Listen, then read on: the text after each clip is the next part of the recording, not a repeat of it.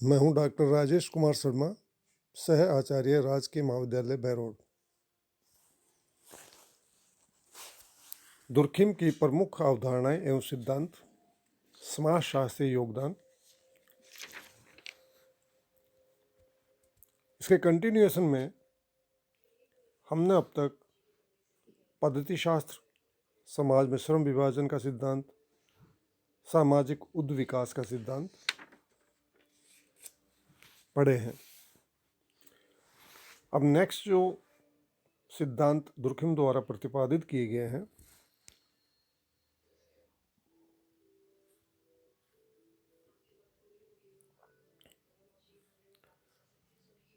उनमें आत्महत्या का सिद्धांत, धर्म का सिद्धांत, ज्ञान का समाजशास्त्र पर आज चर्चा करेंगे। आशा है ध्यान से सुनिए।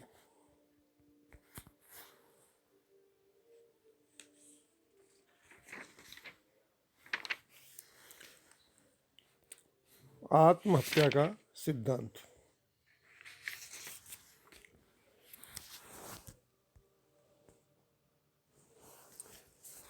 आत्महत्या के सिद्धांत का प्रतिपादन दुर्खिम ने अपनी कृति आत्महत्या सुसाइड 1896 में किया है।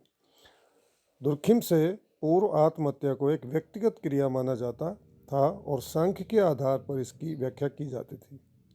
आत्महत्या के लिए शारीरिक एवं मानसिक दुर्बलता, गरीबी, प्रेम में निराशा, वंशानुगत दोष आदि को ही उत्तरदायी ठहराया जाता था। दुर्खिम ने इस बात का खंडन किया और कहा कि आत्महत्या एक सामाजिक तथ्य है, यह व्यक्ति का निजी कार्य नहीं है। आत्महत्या के लिए दुर्खिम ने स्वयं समाज को ही उत्तरदायी ठहराया है।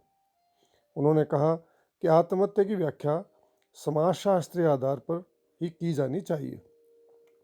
समाज या समूह ऐसी परिस्थितियां उत्पन्न करता है जिससे विवश होकर ही व्यक्ति आत्महत्या करता है। जब सामूहिक जीवन में एकता का अभाव होता है तो व्यक्ति अपने को असुरक्षित महसूस करता है। ऐसी अवस्था में ही वह अपने को समाप्त करने की सोचता है।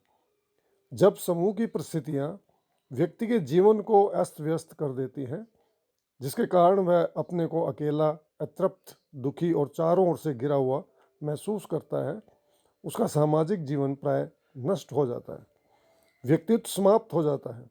वह सोचने लगता है इस जीने से तो मरना ही अच्छा है। अतः दुखों से मुक्ति पाने के लिए वह आत्महत्या का सहारा लेता है।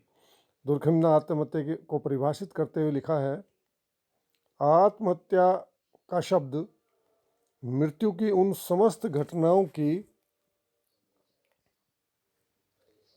ओर संकेत करता है जो स्वयं उस व्यक्ति के वांछित या अवांछित कार्यों का प्रत्यक्ष अथवा अप्रत्यक्ष फल होता है, जिसके परिणाम को वह जानता है।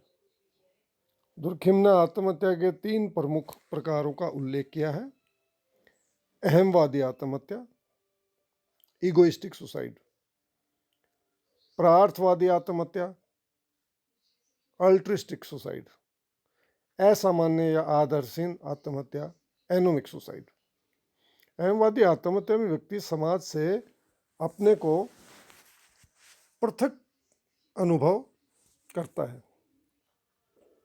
व्यक्ति अपने स्वार्थ में इतना डूब जाता है कि उसे ऐसा अनुभव होने लगता है कि सभी उसकी अपेक्षा कर रहे हैं।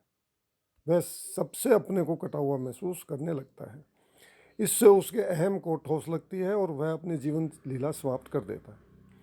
इसके विपरीत परार्थवादी आत्महत्या में व्यक्ति समाज में अपने को बहुत अधिक घुला मिला महसूस करता है। व्यक्तिगत हित सामूहिक हित में विलीन हो जाते हैं। व्यक्ति और समाज के बीच की दूरी समाप्त हो जाती है और सामूहिक हित से प्रेरित होकर वह अपने जीवन का बलिदान कर देता है। सैनिकों द्वारा की जाने वाली आत्महत्या, जौहर आदि इसी श्रेणी के अंतर्गत की जाने वाली आत्महत्याएं हैं। आदर्शहीन या असामान्य आत्महत्या तब की जाती है जब व्यक्ति के जीवन में आकस्मिक उतार चढ़ाव आते हैं। बहुत अधिक निराशा अथवा अचानक प्राप्त होने वाली खुशी की स्थिति में भी व्यक्ति आत्महत्या कर बैठता है। परीक्षा में फेल होने पर छात्र द्वारा की जाने वाली आत्महत्या अथवा व्यापार में हानि होने पर व्यापारी द्वारा की जाने वाली आत्महत्या इसी श्रेणी में आती है। दुर्खिम ने आत्महत्या का संबंध स्त्री और पुरुष, गांव व नगरों, सैनिक एवं साधारण नागरिकों, विवाहितों एवं अविवाहितों तथा कैथोलिक और प्रोटेस्टेंट धर्म के मतावलंबियों से भी जोड़ा है।